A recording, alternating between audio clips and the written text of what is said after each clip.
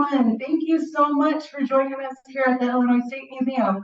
My name is Heather Miller. I am the Director of Tribal Relations here at the Illinois State Museum, and it is my pleasure to welcome you to our November programming series. It is really exciting to celebrate the Native people that continue to call Illinois home here at the museum. And this year, we're trying to bring some more education and awareness around the work that we're doing here at the museum, as well as provide some background and history about why we're in the state that we're in and what is going on with Native communities and specifically around our work here at the museum. And so tonight, I am most excited to present our talk this evening. We will be speaking about reinterpreting Dickson Mounds. So for those of you that may not know, the Illinois State Museum has four locations, I apologize. We've got two facilities here in Springfield, our flagship location that you are currently sitting at and viewing online. And then we've got a research and collection center about a mile away from this facility that holds many of our ancestors and their funerary objects that we will also be discussing today. One of our other facilities is the Dickson Mounds Museum, again, the highlight of tonight's conversation. And so you will again can visit that facility, but also learn more about the work that we're doing in that particular spot. And then finally, we have a gallery up in Lockport outside of the Chicagoland area. Right now, it is about to open the Gen X display, so an exhibit. So we hope that you also take some time to go visit our other facility up there. Again, it is my honor and privilege to present Dr. Brooke Morgan, our archaeologist and curator of anthropology at the ISM since 2018, and Logan Pappenfort, another one of our amazing archaeologists, as well as a citizen of the Peoria tribe of Indians of Oklahoma. He has also been a curator of anthropology at the ISM Dickson Mounds since 2021, and he is currently our interim director. So with that, I am very excited to present Brooke and Logan. Thank you all so much and enjoy tonight's conversation. Hey, thank you. Welcome everyone. So I'm going to kick it off and then pass it off to Logan. I just want to begin by giving a disclaimer that some of the things we're going to be talking about tonight might be a bit dismaying. It might be a little bit just not pleasant. And so if at any time this is something that we're not showing any photos or anything like that, but we are talking about things that are very difficult for some descendant communities. So I just want to put that out there and make sure that you're taking care of yourself as we're listening. So hey, there we go. Awesome. All right, so we'll start in the central Illinois River Valley. Just to give you some context as to where Dickson Mounds is, if you're not familiar. This is a map of Mississippian period mound centers in the central Illinois River Valley. And about AD 1000 to 1400. And you can see there on the right-hand side, there are these points all up and down the Illinois River. It was a fantastic place to live for a variety of reasons. We won't get into all of those, but certainly adaptations with farming and hunting, as well as prominent bluffs on the landscape where people buried their dead. And so you can see a series of important mound centers there. I want to point out Larson, which is on the opposite side of the Illinois River. That is probably the closest, what we refer to as an administrative center to Dickson Mounds. And then a short distance from there is Dickson Mounds itself, which was primarily a cemetery and burial mound location.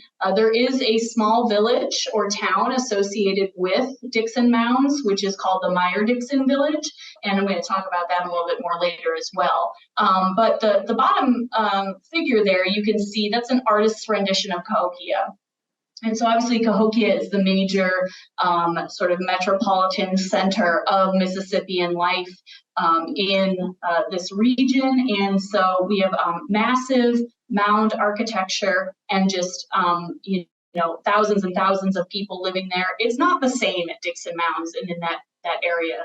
These folks are certainly, you know, I would say under, partially under the influence of Cahokia's sort of political extension, but they're not as densely populated. There are not tens and tens of thousands of folks. And there are places that are lived in over time across this landscape that's a little bit more spread out than what we see near Cahokia. That top image there just kind of shows a map of these different Mississippian cultural centers. You can see that, and this would be a great time for my assistant to point out where Dickson Mounds is. I don't have a pointer. Oh, this is real. No, on here. Sorry. Yeah, you can see that Dickson Mounds is, you know, at the sort of the northern periphery of the core of Mississippian mound centers throughout the southeastern U.S. But I do want to reiterate that this place was, you know, lived in by people for 12,000 years or more. And so we think of Dickson Mounds as being sort of the primary Mississippian mortuary center, but certainly it wasn't. People being there at AD 1000 was nothing new. Folks had been living there for thousands of years previous to that. So to give you a sense of where you are, Springfield is in the center of the map on the right-hand side, those interchanges there, and then to the northeast is Bloomington, and then Peoria is right between Hildemeyer and Kingston Lake. So if you're from Illinois or in Illinois, and want to kind of orient yourself, that's where you are.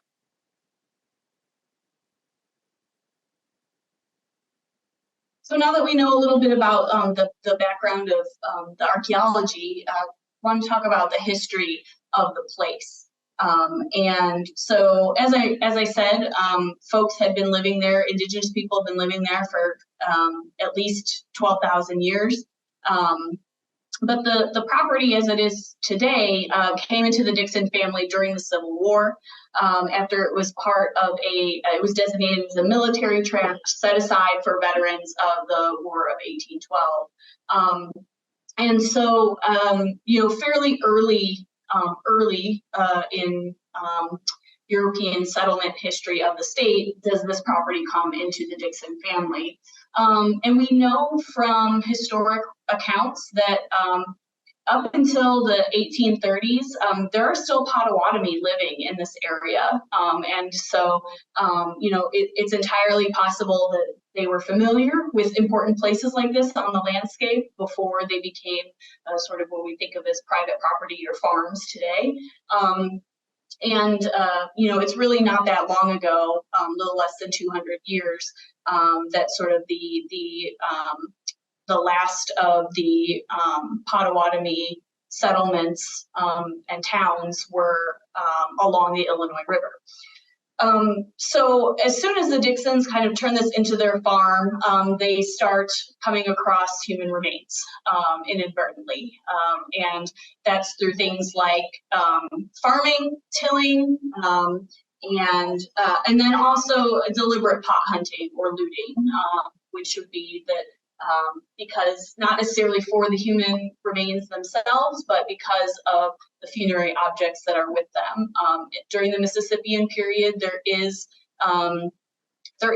certainly social stratification, but a lot of folks are, regardless of that, are buried with things that would have been important to them, or that the families thought were important. Whether that is a pottery vessel or a set of stone tools. I mean, there was a wide range, but folks, for the most part, are you know, laid to rest with items that are very significant. And so Don Dickson, Dr. Don Dickson, was a chiropractor and an amateur archaeologist, and he came across human remains when he was digging for an apple orchard, and in 1927, and decided at that point that probably the talk amongst the farmers was that anyone tilling or digging on a bluff top in the Illinois River Valley in this area was encountering something similar. And certainly maybe not on the scale of what would turn into be known as Dickson Mounds, but like I said, 12,000 years of occupation, and certainly settling in during the Mississippian period, late woodland Mississippian period, there would have been, graves that were encountered. And so instead of doing what probably a lot of the neighbors or other farming folk did, which was essentially to move the burials out of the way and continue with their project, is that he left them in place, or archaeologically what we say in situ, and excavated around them, leaving them exposed. And so in the background image here, you see the tent that he was working out of. That was essentially the startup was a canvas tent, and he determined, in talking with some of his friends who were or colleagues who were in academia too, that this was a significant thing, and that he should continue sort of this exploratory nature of the mound. This was sort of, it captured the popular attention right away. This was a time when folks are absolutely fascinated with the past. We've always been fascinated with the past, of course, but here it seemed more accessible than ever. Howard Carter had found King Tut's tomb. Folks were obsessed with ancient Egypt. Also, folks were being able to be mobile with their own automobiles. And so that essentially led to, visitors going to the site and it becoming a roadside attraction. And Dickson took the opportunity to sort of capitalize on that and commercialize it into basically to fund the excavations and to continue funding his exploration into the mound. He charged admission, and this commercialization very early on is sort of, there was just this groundswell of activity, and tens of thousands of people within a year, going to the site, which is just unheard of at a tiny sort of rural location like this. So Dickson Mounds, its first iteration in the sense of it being an attraction, is as a roadside attraction. And this building here is a tile building. You can see it says entrance to tombs. Remember, Dr. Dickson started in 1927 with that tent. This is 1928. So he was moving and shaking, and this permanent building, like I said, is constructed in 1928. He excavates through 1929 and decides to stop. And actually, the whole of that mound is not opened. It is sort of enough to, it's what fit in the building. That kind of was the limits of the excavation. And in this excavation, he uncovered and exposed at least 234 individuals in situ. That number turned out to be higher later on when experts in human skeletal analysis did an inventory. That number became much higher, but at the time it was touted as 234. And business kind of slows down. The Wall Street crash, the Great Depression, the Dust Bowl, the World War, all of these things kind of conspire in a sense against frivolity and going to things like weekend road trips or drives, and so it's seen not as much as a must-see item anymore. And so eventually the site is sold to the state of Illinois in 1945, and it was first designated as a state park. And the Dicksons at that time continued to run the concessions. Their house was just basically off camera here to the left-hand side of where that building is where the farmhouse was. And so the Dicksons are still involved up until about 1965. So Dickson Mounds as a museum, or what was sort of a modern museum at the time, is added to the Illinois State Museum portfolio in 1965. As I said, that's essentially when the state fully takes over as a museum, as an interpretive site, as opposed to just sort of a state park that is run by the Dicksons. And a new building was approved. There was no building as it stands now. The only thing was, sort of a concession stand and that tile building in the previous image. And so the 74th General Assembly decided that they would approve funding for a new building to modernize the museum experience, to improve the grounds, and sort of the lore behind this, which I do believe is that this is prior to any state laws that protected unmarked graves, including those in mounds. This was before the State Archaeological and Paleontological Resources Protection Act that would have protected this as an archaeological site. Despite this, there was sort of consultation with archaeologists at the state level, whether it was museums or universities, and to a person said, don't put the building on top of the mounds. There's not just one mound, it's Dickson Mounds, plural. There may have been 10 mounds, sort of all overlapping and used through time. And it became clear that this was a sort of a central place that people would return to. Just like you think of a cemetery today, you might not live by a cemetery where your loved ones are buried, but you go visit them. And so this was basically like, don't put it on this bluff top. This bluff top is a special place, a sacred place. But the decision was made to construct the building there anyway, and which meant that archaeologists had to get involved and essentially salvage what was going to be impacted, which was every single mound was impacted. Nearly all the mounds are gone today. There are remnants of some. There are some that are still intact, some that were not, that were only tested and not completely excavated. But for the most part, the building sits right on the heart of where the mounds were. And over 800 individuals are removed at this time during the excavation.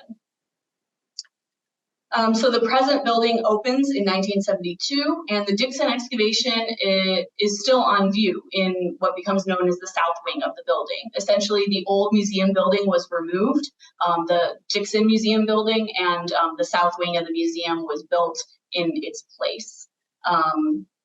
At this time, Dickson Mounds is placed on the National Register of Historic Places in 1972 because of the recognition of its what we would consider, heritage value or cultural importance. It was put in terms of sort of educational and scientific value in 1972. They've kind of changed the wording today and how you nominate sites. But if you look at the right-hand side there, that's an aerial view of Dickson Mounds today. And so north is up, and that parking lot is where the Meyer-Dickson Village site was. Now, the village site was not as, even though there's a parking lot over it, it's not as impacted. There are certainly still pieces of the village, parts of the village that are outside of those bounds that are still part of the Dickson Mounds property and have not been negatively impacted. But sort of right in the center of the parking lot there is where the one platform mound that was at Meyer-Dickson. The platform mound did not contain any human remains. Those were essentially just small ish elevated pieces of land that were created by building up earth, but then a chief or an important person would have put their residence on top of it to be sort of over the town itself.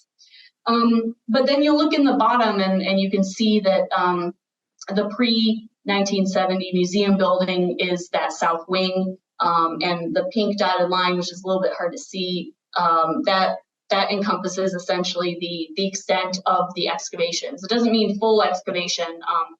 Some places were only tested, but that kind of gives you a sense of the scale of how large this place is.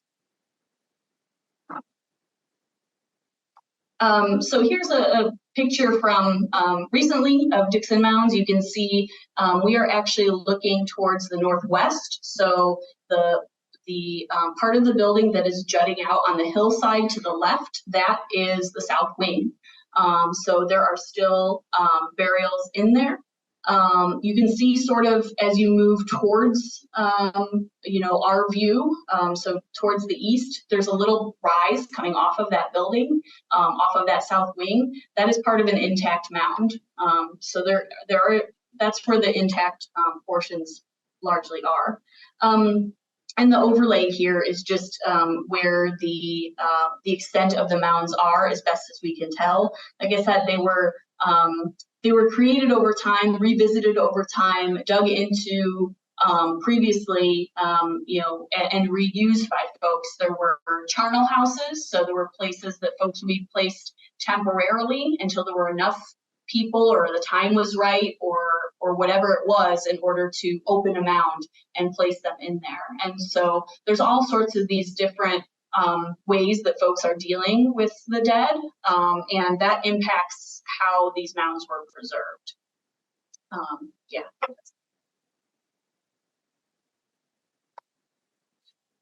So Dickson Mounds becomes embroiled in a controversy between 1990 and 1992. A lot of things are coming to a head in both at the state level, at the federal level, in terms of legislation, and also just sentiment about any human remains sort of being on display.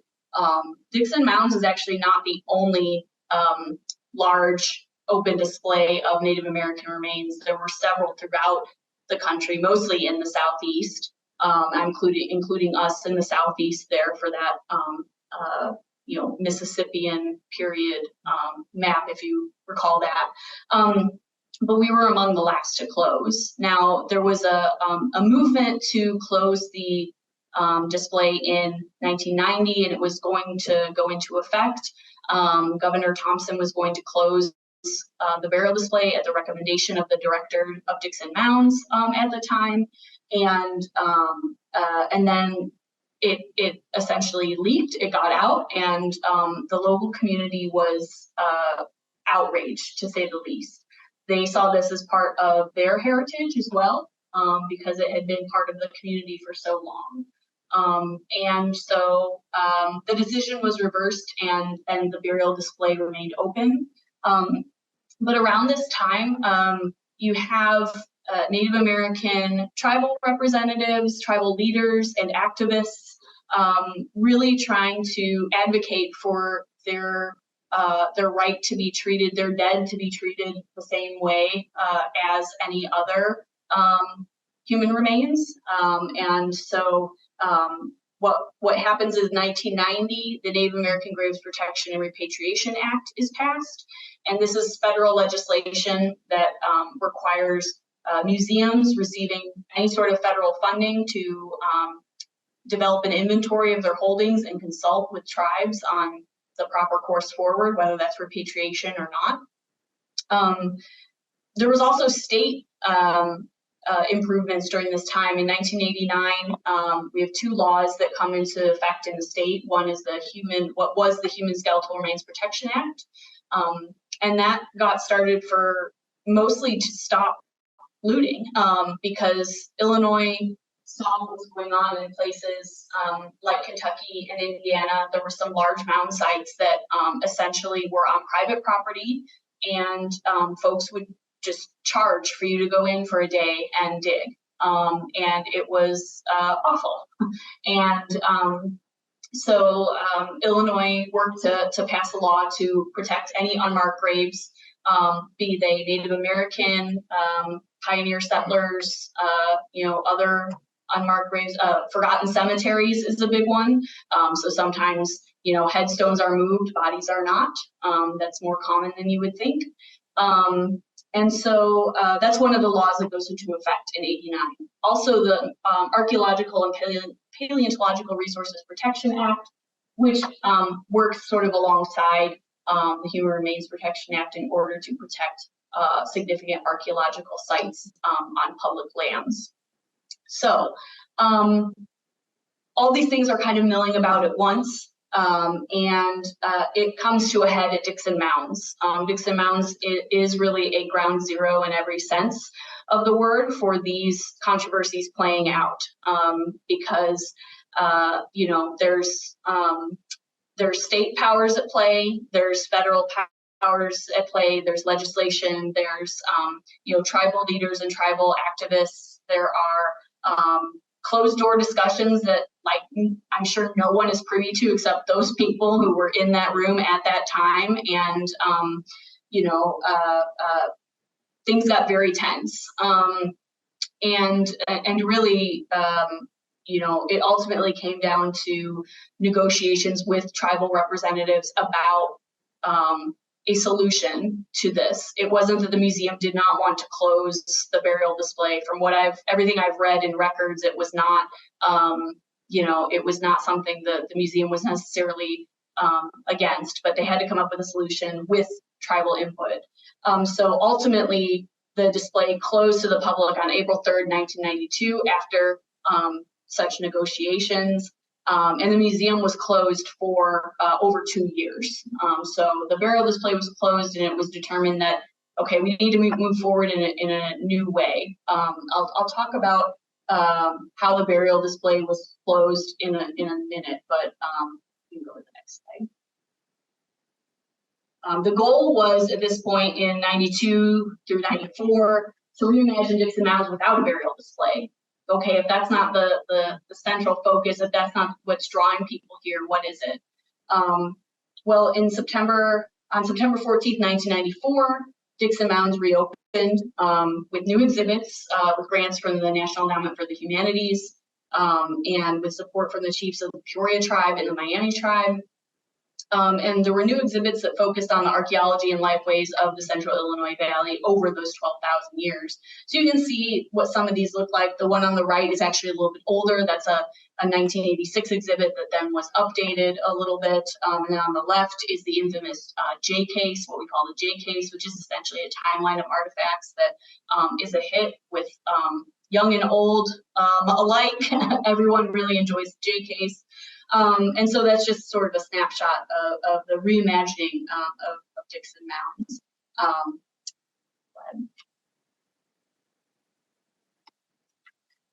So before I get into sort of the new consultations, I want to talk a little bit about the consultation, repatriation, and relationship building that went on in the 90s as a result of NAGPRA, of that federal law being passed. And certainly some of the impetus for that was the controversy at Dickson Mounds, the impetus for the consultation, not for NAGPRA being passed, but these things are sort of happening on parallel tracks. So in 1995, there's consultation meetings held both here at ISM and at Dickson Mounds Museum with representatives of every tribe who would respond with interest, who had treaty lands in Illinois. Today, that's not necessarily the approach we would take. We know that basically those who signed treaties were among the last Native American tribes to be in our state, but certainly not the only ones. But at the time, that's sort of what was the way that it was approached. As a result of these consultations, more than 120 ancestors and 32,000 funerary objects were returned. And these were all dated to the 17th and 18th centuries. There was no what we would formally refer to as prehistoric, or in this case, pre-contact. The only pre-contact was essentially early 17th century and could be traced to the same folks who were making things in the late 17th century. So it was kind of limited in scope at that time. But because of these consultations, ISM started fostering relationships with tribal partners, with tribal nations. And partnerships included everything from outreach to programming to exhibits and curation. And not every relationship was the same. There were some relationships that sort of fizzled after the consultations, as is natural, and there were others that grew over time to well, now a Peoria tribal member is part of the ISM staff. So it's really incredible to see kind of how that relationship grows over time. The NAGPRA work continued at this point, but repatriations were not necessarily regular, and they were across the U.S. So overall, there was some repatriation work, but it was not on anything of scale, and it was felt like maybe there was everyone had kind of hit a pause, and we're like, okay, things are okay with Dickson Mounds. Things are okay, like we're just okay. So was the controversy resolved, and is the controversy resolved? That's the big question. So when the South Wing was closed in 1992, it was agreed upon at that time, and it was a compromise. And the definition of compromise is that no one's happy. The compromise was that there would not be an actual reburial with soil or earth, but a cedar floor was laid over the burial. It was sealed, and then the above area was repurposed into sort of an audio-visual experience. It was really hot for the 90s, early 90s, an AV experience with audio narration by tribal leaders and tribal representatives about lifeways, about the three worlds, creation stories, etc. And so it was supposed to be more of a reverential space. Most people found it creepy, I think this picture is nice. It kind of gives a sense of what it looked like, but it certainly was not. It outlived its technical life a long time ago. And there were some who were never happy with the cedar floor. There were the ISM had a team of osteologists document every single burial before the floor was put in place. That was for the benefit of our NAGPRA inventory. And that was something that was agreed upon with the tribes. But some tribes just didn't want the floor, they wanted reburial. This wasn't reburial. This was just a closure of sorts. No one's been in that floor. Like when I say it is closed, it is closed. We actually had some tribal partners visit the site with us a couple of years ago, and they were like, can we get in there and see? And we were like, what? No one's ever asked that. Like no tribal representatives ever asked that, but we're like, no, we don't even know how to get in there. So it is, it is sealed. But at the same time, there's still this unfinished matter, right? We have the folks who are under the floor in there, who are still inside a building, not really reburied. We have more than 800 individuals in boxes who have been inventoried, who have been documented. We have them and we have their belongings, their funerary items. It's only a matter of time before you can continue building these relationships and then ask and ask and ask for folks to, help out with programs or help out with exhibits or help out with this or that. And you want to make it a partnership. You can only go so far before someone says, don't you have our ancestors? Don't you have our people? And we didn't want to get to that point. We wanted to make sure that we were taking care of this sort of comma. It was like a comma in a sentence, right? It wasn't a period. It was the closure of the burial exhibit was like a comma, and we were moving on to the next part of the sentence. And it had been, it's more like an ellipsis. It was a very long ellipsis. But in 2020, way back when, once we had been, I mean, we were still sort of in pandemic mode, but it got to the point where we were like, well, things have to move forward. We can't be stopped forever. And we sent out invitations to consult to 20 tribes on the future of the Dickson Mounds collection.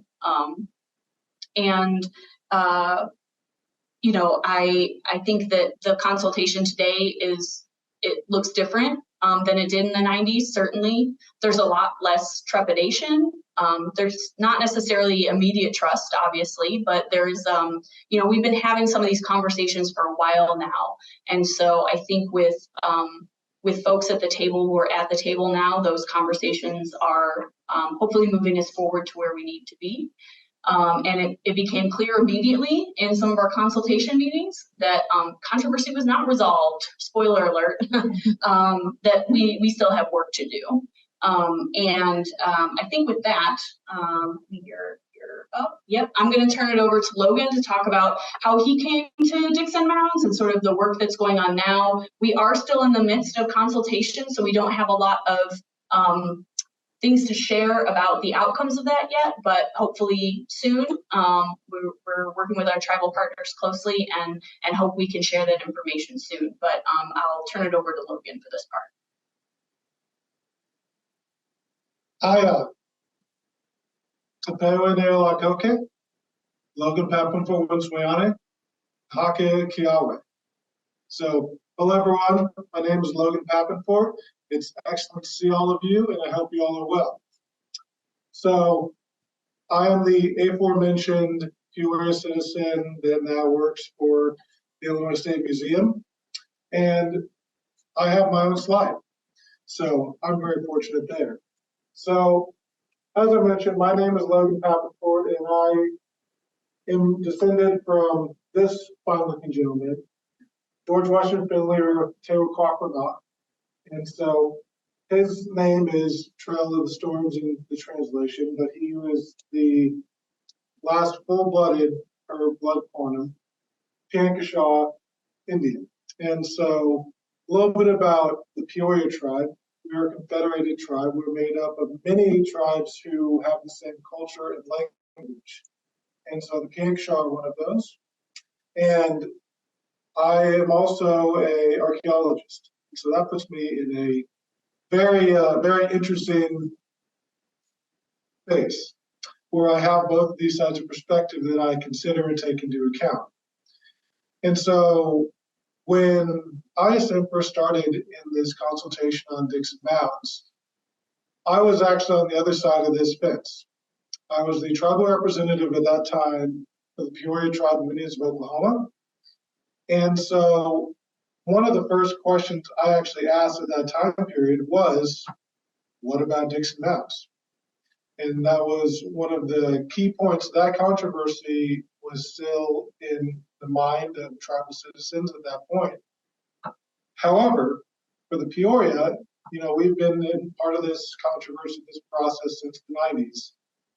We had very good experiences with the ISM staff all the way back then and up to the modern day.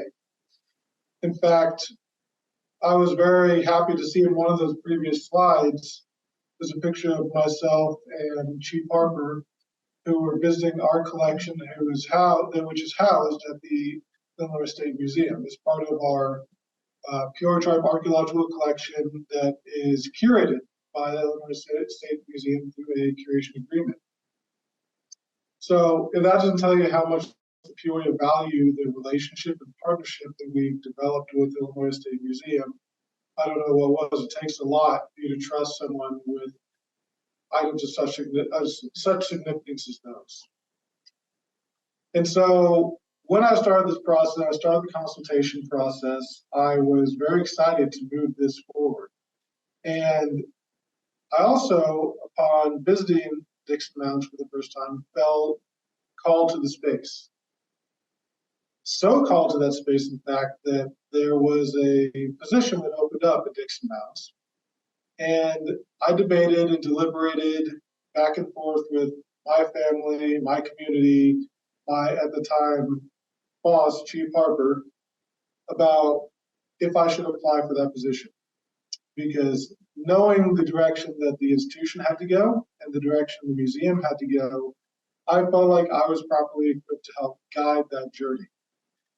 And so after much deliberation, I applied and was fortunate enough to be hired at this institution. And in a sense, I hopped that fence. I remember the first consultation meeting I was in on the side of the museum was all the same people in the call. I just had a different name underneath my little Zoom head. And so it was a very surreal experience, but one I'm proud to have been a part of. And so I've always had an interest in moving this dialogue forward between archaeologists as well as tribal nations and descendant communities. And this is no different. And in my mind, this is one of those cases that if we can make this work and push this forward, I don't see any hurdle that archaeologists and tribal nations cannot overcome together.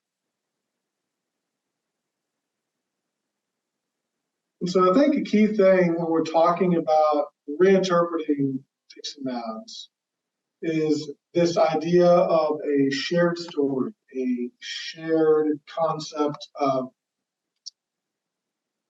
I don't want to say ownership, but a shared concept of understanding and wanting to have a holistic understanding of the past. And part of that is having multiple perspectives that are in that room. And so in my mind, without someone like me in that discussion, that perspective wasn't going to be there. So I felt this was something that I had to be in this position to move that forward, to give my perspective as a Native person, but also as an archaeologist. Because my goal, my large ranging goal in my career is to bridge those two communities, because I do strongly feel that we have more in common than we have different, in ways in which we can build a deeper understanding of the land that we now know as Illinois. I really love this quote from Zimmerman. Telling an accurate story always requires multiple perspectives and voices, but getting to that point is often not easy because it means giving up at least some control of that storytelling process. So, by Illinois State Museum hiring me and also by consulting with tribes, that is inherently giving up some of that control. And that's uncomfortable in a lot of ways, giving up that control, but it is necessary, especially as we as an institution move forward and we want to collaborate with tribal partners, we want to involve tribal partners in interpretation, programs, election management, all these things that we would love to be equal partners in. Well, we cannot resolve that until we resolve the question of, well, don't you have our ancestors? That is the first very large elephant in the room that we as an institution we're trying to address. And with that requires, again, that control being forfeited. And so one of the first things that was asked of us was removal of all funerary objects from the displays. Now, for those that were not familiar with the displays at Dickson Mounds State Museum before 2021, a large portion of those exhibits were funerary objects, because a large amount of those exhibits were talking about funerary practices due to the nature of the site being a mortuary site. And so tribal partners asked us to remove all those funerary objects. We did not hesitate. We said, absolutely, we will take care of this today. And this is one of the things I'm most proud of our institution is after we came out of that meeting, me and Brooke sat down together and we said, well, we need to close today to remove these objects. And we were able to do so. And so we started that long process of going through each case by case, and in some cases, no pun intended, they had not been opened in years. So each case required a very particular way to open it. It was almost like solving the brain teaser every time we got to a new one. And you can see, this is one example of those brain teasers there in the background. What you see right there is not some form of urban spelunking. It is our curator of education at Dickson Mounds Museum going through the underneath portion of one of our displays to essentially unscrew portions of a case that were unable to be removed any other way.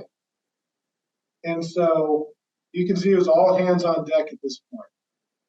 So what had to be done in that particular case is all the screws need to be undone from the bottom, and each case had to be deinstalled in a particular order. And so this required, I believe it was 3 months at least of time to remove all these funerary objects. And as we did, we thought more and more about interpretation and how we can move forward, and wanting to involve those partners and collaborate with tribal nations. But that question kept coming up. How can we truly move forward until we do the NAGPRA work, until we do the actual work of returning those ancestors? And so that did create a gap in some exhibits. And so there is a large portion of our Mississippi exhibit to this day has a lot of empty cases in it. And that is going back to that control, that uncomfortable feeling as people go through that space. And to an extent, that uncomfortable feeling is intended and necessary, because people that go through that space have to understand what we're talking about when we talk about funerary objects. We talk about sacred items and objects that were never meant to see the light of day ever again. So there are gaps right now, but it is still preserving that ability to educate the public about that history, that 12,000 years of occupation in the Illinois River Valley, which is vital. And I don't know a single tribal citizen or tribal representative that does not want our story to be told and doesn't want some form of our history to be known to the people of Illinois. I can't tell you how many times as a Peoria citizen, I mentioned that I'm a Peoria citizen in Illinois. They mentioned that family lives in the city of Peoria up in the Illinois River Valley. And so one of my goals has always been to make that a more normal statement, that I'm a Peoria citizen and what that means in a tribal sense. So essentially, as we remove things, we thought about this direction, thought about how we were going to consult moving forward. And I want to make it clear that if we wanted to, we could have old items that were non-funerary, added them back to the cases, and done things of that nature. But anything we did would have been, one, just a stopgap, and two, it would not have been in that full collaborative relationship building activities that we want to do with our tribal nations and our descendant communities.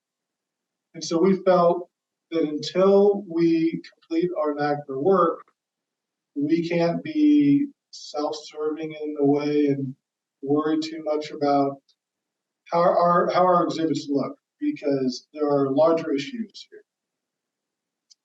But by doing that NAGPRA, by doing that work and showing tribal partners we're committed, we build that trust.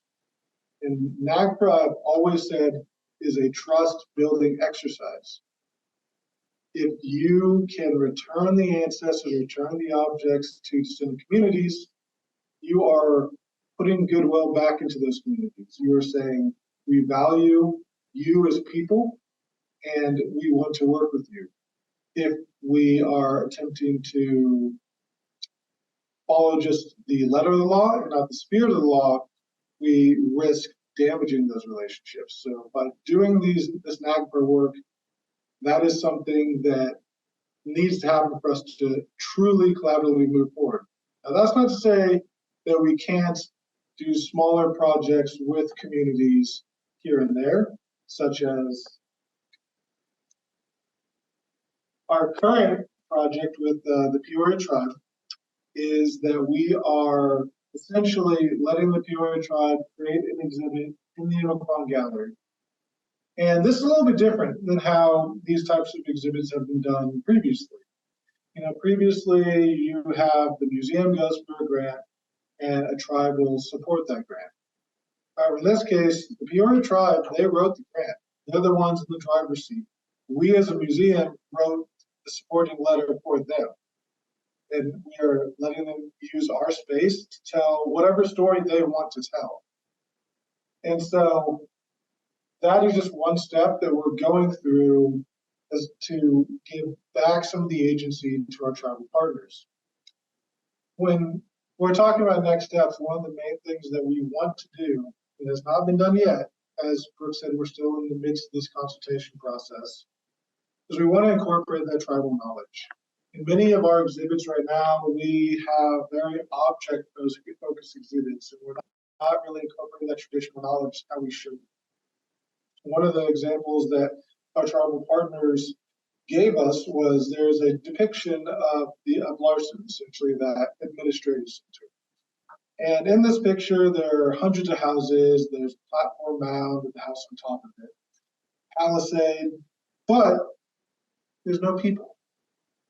There's no people in this illustration, and you have hundreds of houses where there'd be hundreds of families, people milling about, and it's telling that those types of illustrations have no thought or active thought about what that would have looked like. Because when we're talking about archaeology as a subdiscipline of anthropology, our goal is to understand the people of the past. And if we aren't addressing the people, if we're addressing the structures, we're addressing objects, then we're not really accomplishing that goal. So our goal moving forward is to make sure that we employ not only the anthropology of archaeology, but empathy-based archaeology. Because unlike other fields and other sciences, when we're talking about archaeology, we're really talking about trying to understand people.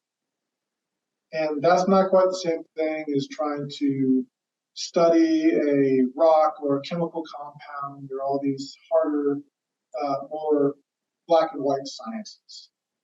And if we don't have that empathy when we're trying to understand the people of the Inland River Valley today and present, then we truly can't come to that holistic, multiple perspective viewpoint that we want.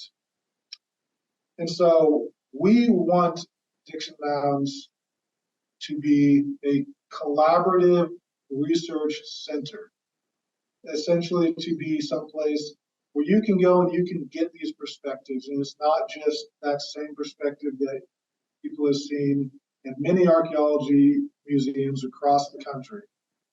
We want this to be a true center for knowledge of all kinds: Indigenous, secular, scientific, oral traditions, all melted together in a way that is just beautiful, and is my hope.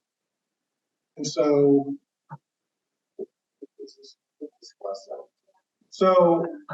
with this, I hope you've enjoyed the talk that we've given and this vision of the future. I'm hopeful that we can do another thing like this once we have completed that constitution, once we have that vision and collaboration, what that specifically will look like. But as you can see, we have a long road ahead of us, just as we have quite the road we've already walked. But as long as we, as archaeologists, anthropologists, and the institution, do that next right thing, we will get to where we're going. We should be right.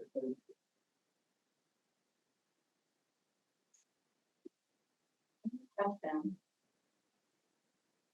I have one from one of our audience members online. Mr. Dale Simpson said,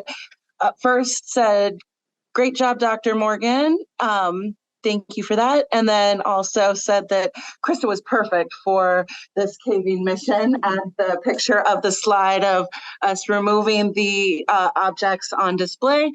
And then Mr. Simpson is asking us, how will the new Human Skeletal Remains Protection Act influence/impact the plans for Dickson Mounds Museum/ISM and the future for the care of/repatriation of osteological remains? It doesn't, because we're already on our path, right? So the thing that it does do is help us with the completion of that work. So one of the new, for those who may not be aware, there's an update to what was called the Human Skeletal Remains Protection Act, as I mentioned, was passed in 1989. An update, it is now called the Human Remains Protection Act, and it was signed into law in August by Governor Pritzker. And changes some of the language, obviously, but also has provisions in there that are meant to make it easier or more straightforward for institutions and tribes to make decisions about repatriation. So one of the questions we get asked, because all tribes formerly in Illinois have been removed, one of the questions we get asked is, where can we rebury? That is like and that is actually technically not part of federal law, part of NAGPRA. Reburial is not part of NAGPRA, just repatriation, which means a transfer of control. And so now one of the parts of the law allows the state to create reburial locations on state lands. And what I can say is that the law has already been put into action. There's been some successful work there. So really, it complements the work that we're already doing. And it certainly gives us, it sort of bolsters our commitment with being able to interact with tribal partners and tell them, you know, we might not have a precise location yet, but we will do everything in our power to work and make sure that you don't need to remove your ancestors from the state, from the area that they lived in, to Oklahoma or Kansas or Michigan when they weren't there. They belong here. And so, yeah, that's kind of where at least part of the law dovetails with our work at the museum.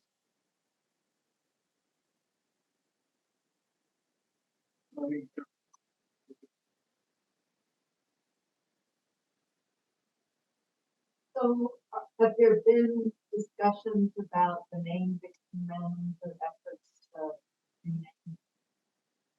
There have been some discussions about that, and once we can, we will share more, but there have been ongoing discussions, yes. Yeah, and I will say it's a little more complicated than us just making a decision with the tribes. There's legislative, there are things in statute that would need to probably be addressed as well. So it's part of the conversation. Yeah, was what are some of the challenges of housing those 800 remains of 800 individuals that are in our collections, which they are all up at Dickson Mounds. And so through consultation, we've been able to work with our tribal partners to determine sort of a course of or standards of care. They have requested certain things about how they're stored, how they're housed, but really a big shout out to all the folks doing the work in the 90s, because they did the original inventory to make sure that those burials were all accounted for. And that was submitted to the National NAGPRA system as part of our required compliance in the 1990s. So what we did was essentially go back mostly to spreadsheets and records and data. We didn't have to do a lot of handling. We didn't have to do a lot of moving, except to make sure that everyone was moved up to Dickson Mounds. And so we tried to do, there was not anything invasive, but the challenges, I mean, a lot of them are, to speak in very sort of basic terms, it's a large data set you're working with when you're talking about these inventories. Not talking about the folks themselves, the people themselves, but the information. It's a lot of information. And so we do have a NAGPRA collections assistant that we were able to hire through a grant from the National Park Service. And she is essentially like the core organizer of all of the processes that we're going through. And so it's been, I could go on and on about challenges there. Like it's the nitty gritty stuff, right? It can be very tedious to go through multiple resources or citations and find, okay, this was reported here, this was reported here, these don't match. This is supposed to have a pot, this doesn't have a pot. Does he really have a pot with him? And so there's a lot of reconciling that goes on. But, I'm just very glad that we didn't start from zero because we would not be anywhere near close at this point. But yeah, it's a good question. And I'm sure there's other challenges I haven't spoken to. And I think I want to clarify also when we're talking about organizing these ancestors. We want to be clear that we're not trying to organize ancestors to be repatriated to different tribes. Yeah. So essentially, we're looking at a joint repatriation. Yes, it's a consortium of 12 tribes that we're working with. And so it's not sort of an instance of, divvying up or something like that. It's been from the beginning, it's been very much, a united group voice on what should happen. And so, and the tribes have worked that out in, without us present, we would allow them some space to have their own caucus to reach those conclusions and then come back to us and make the ask of us. So, and I do also want to, one other thing is that, again, getting back into the sort of information about it, we think 800 and we think 800 complete burials, complete individuals, every bone, but that's not necessarily the case. Sometimes they're, an entire skeleton is not represented. It may be only a few fragments of remains. It may be, small individual, a young individual. So I'm saying this to sort of say that these are reflective of entire populations, just like any cemetery might be. So there's a difference sometimes in preservation. There's a difference in a lot of things that, so essentially each can be treated as an individual and make sure that they're, sort of accounted for and that any of their items are back with them. We have one more question online. Sorry, go for it. So I think when we talk about this controversy, this issue, this issue in descendant communities, my community in particular, there is a lot of acknowledgement of things that happened in the past that should have been done differently and missteps that happened. However, what I see from our youth and our younger generation is a lot of positivity and looking forward. And so they're looking at a lot of ways to reclaim things that have been lost. But the act of reclaiming that is healing as well and helping to move forward some of these missteps that created a lot of trauma. And when speaking about the next generation, when I moved my family up here from Oklahoma, my daughter was 6 months old. For those of you that are in the audience now, you might have heard that child screaming in the back. That's mine, so my apologies. But I know that when I think about how I will talk talk to her about these issues, it'll be one of understanding where we've been, where we've come from, recognizing that positivity and forward progression moving forward. And I think that's the thing that drives the youth of our communities right now, is that positivity and that ability to move forward and hope, essentially. All right. Our question online comes from Jennifer. She says, hooray for collaboration. I think it's essential in moving forward towards a more successful, sustainable, and honest historic preservation model. Does the museum currently offer kind of learning opportunities for tribal members to learn more about historic preservation methods if they'd like to? So this is something we've talked about a little bit. And currently, while we don't have anything in place like a program for tribal citizens to learn about historic preservation, is one of our goals to be able to essentially work with various institutions in the state of Illinois to provide tribal citizens training in various historic preservation techniques. So it's something we're very actively thinking about, however, have not enacted as of yet. And I say, just email us. Honestly, like get in touch, call us or email us. You can email anyone at the museum. They'll make sure that your, your inquiry gets to the right person. But we always want to make sure that, we can help foster some of those relationships and also, do set trainings like that. So yeah, if you or someone is interested, just go ahead and get in touch with us so we can talk. Thank you all very much for coming. We look forward to updating you hopefully in the spring. We are that close to finishing our project. So thank you all for coming out and have a great night.